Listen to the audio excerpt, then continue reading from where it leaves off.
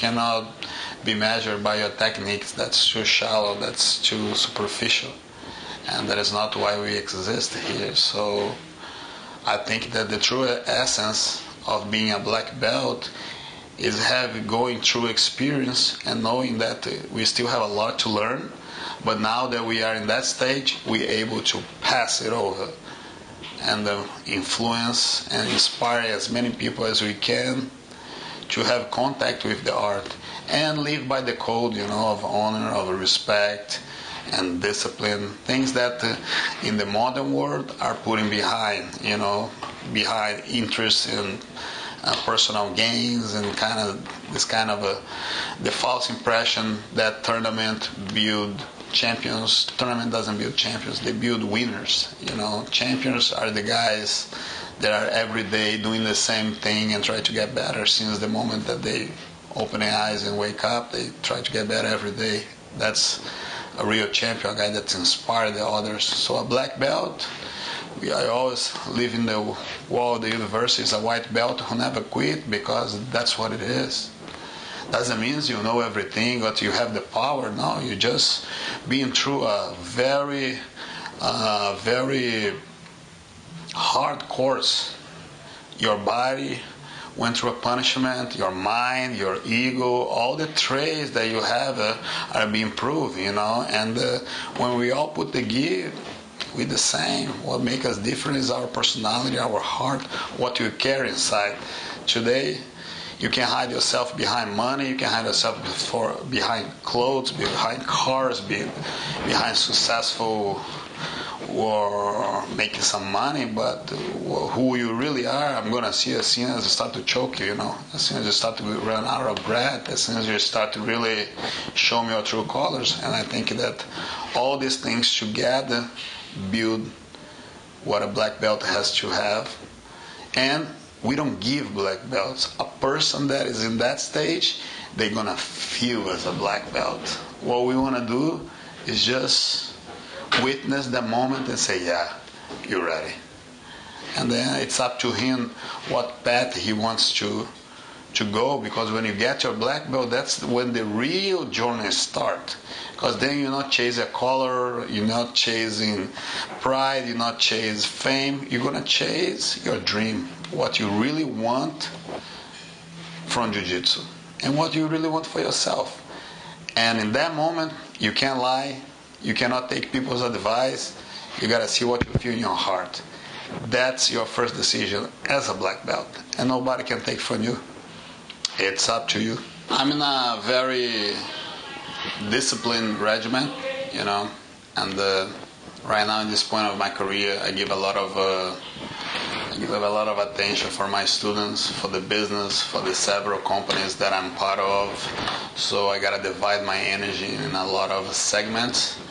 But when it's time to come for an event like that, and that you're gonna be exposed physically, mentally, is almost like running a company. Me, Saulo, as a martial art, is a company by itself, and there are several things that I gotta do in order to accomplish and be successful in this project. And it's about a lot of hard training, a lot of techniques and methodology that I developed along the 25 years of competition, that come to a time that I really know how to listen to my body, I know how to respect my limits, and I know how to put a team together to push myself and really monitor my training in order to, in August 9, I've been peaking in the top of my condition, get ready to deliver a great performance up there. Every company that has a new format, a new idea of business, I'm interested in, because I'm in a transition of a competitor for a businessman in the industry, and the industry is new, and Metamoris came with a really good idea to match up these athletes that is being in the sport for long, these sensei, these martial artists, blending MMA guys, jiu-jitsu guys, gi, no gi, and have a unique approach of is everything or nothing. You go for the submission, or it's a draw, what bring us to the old school format that no points, let's see who is better, let's give them time to warm them up and really reveal who is moving all in, or he's just there for the surviving of the cause, you know. I think that really tests the essence of who you are and what you got, technically, physically, mentally. I think it is a great way to show that. And the Metamorphosis in the 4th edition, my brother fought over there, and several of my students, Rafael Lovato, and they keep putting good matchups, and here comes the time to get behind the corner and go to the big stage as a fighter where I feel comfortable the most, and I think it's just great. It's not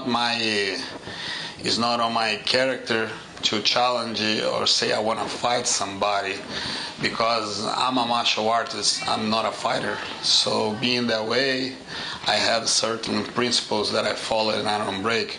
But when somebody come and step up and say I want to fight Saulo, that's when I get really motivated and interest in the fight. So Comprido was up to the challenge. He wants to fight me. I think I'm a good motivation for keeping him in shape and bringing the best of him. And on the other hand, I respect him.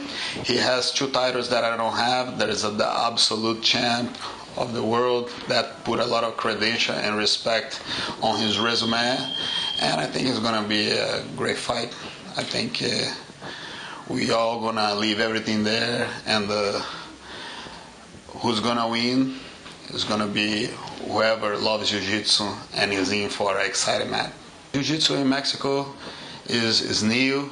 I'm hoping for they step up, start to get some titles, you know, and start to achieve some goals in the black belt, because that's an inspiration for anybody to start in the art in Mexico and come to visit the university.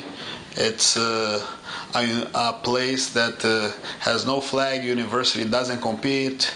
It's just a place that we love to receive people. We have people here over 50 countries, and it's a blast to be able to speak to people that love about Jiu-Jitsu and take this time to listen to me and to share my own experience. It's a pleasure to be here. Thank you very much.